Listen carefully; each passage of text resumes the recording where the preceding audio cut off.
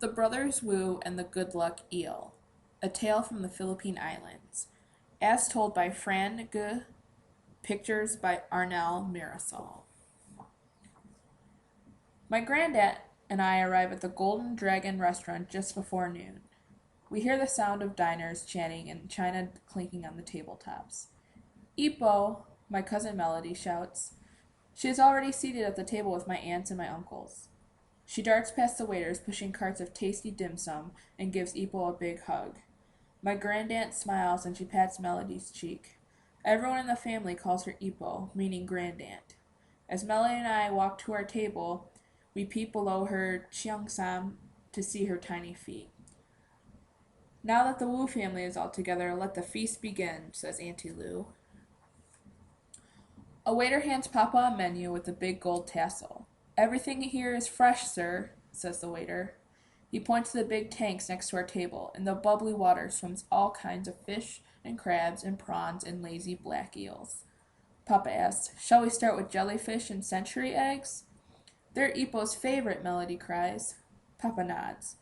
Then we'll have the fish lip soup, crystal shrimp, chili crabs, sweet sour fish, and Canton-style noodles. Don't forget the fried rice, Pa, I remind him. He smiles. And one dish of yang chow fried rice, please. The waiter scribbles on his pad. Sir, he says, do try our specialty, eel in hot pot. All is quiet at our table. Ipo raises her eyebrows. Mama clears her throat. No thanks, says Papa. My family doesn't eat eel. Melody and I agree. Eels are yucky. We stick out our tongues. Ipo glares at us. Melody, Tintin, for generations the Wu family has honored the eel. Don't you know why? Melody and I shrink in our seats. The eel brings us good luck, Ipo says as she sips her tea. Melody and I see that she isn't angry. When Ipo takes her tea, it means that she's about to tell a story. Long ago, Ipo began, Chinese merchants sailed to the Philippines to trade the treasures of China. They brought silk that felt like a soft breeze against your skin. They brought porcelain jars and plates with pictures of dancing dragons and swishing fish. Jade statues of Buddhas and the goddess Guanyin watched over their ships, and the air was perfumed by bundles of tea leaves. When the merchants returned to China, they brought back pearls from our seas and Spanish silver coins. They told tales of our fiestas and fighting cocks and monkey-eating eagles. Your great-grandfather, Wu Ti Ku, liked to listen to the merchant's stories. Like other young men in his homeland, he yearned to see the Philippines. What would life be like on an island, he wondered, where the sun turns your skin to gold, where the people dance between clicking bamboo poles, and where women's hair flows like silk? Chico had to find out for himself. One day he boarded a merchant's junk bound for Manila. In his sack was everything he owned. He waved goodbye to China and never looked back.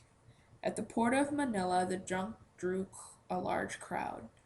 People from near and far came to see the new treasures. Tico slipped into the stream of brown and pink faces. He, too, had a secret treasure on which he hoped to build his fortune, his knack for making slippers with gold and silver threads. Tico settled in the Binondo area of Manila and set about his work with great care.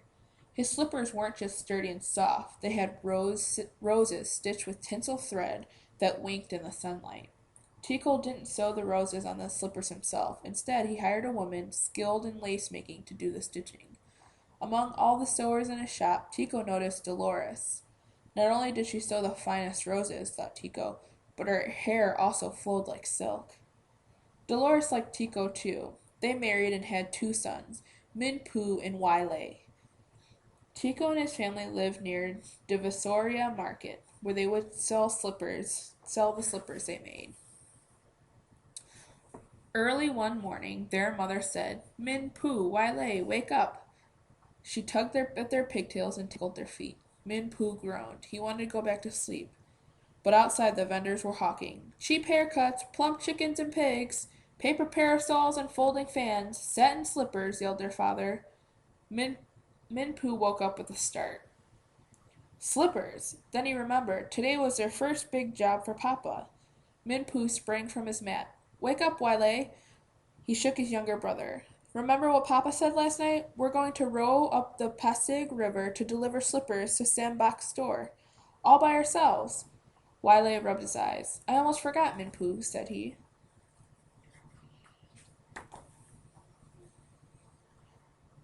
The brothers dressed quickly, then gobbled up their noodles. Watch me row with my chopsticks, laughed Wiley. Now don't forget to wear your hats and be careful, their mother said. At the door, the boys kissed their mother goodbye and hurried to the boat with their basket of slippers. Off we go, Minpoo. Off we go, Wiley. The two boys glided their boat out of the canal and joined the wide Pasig River. They passed vacation homes and huts and rice fields and tall coconut trees. Good day, ladies, Wiley greeted the women washing clothes on the riverbank. Minpoo and Wiley had made this trip dozens of times with their father. Now they felt that they were old enough to make the trip by themselves.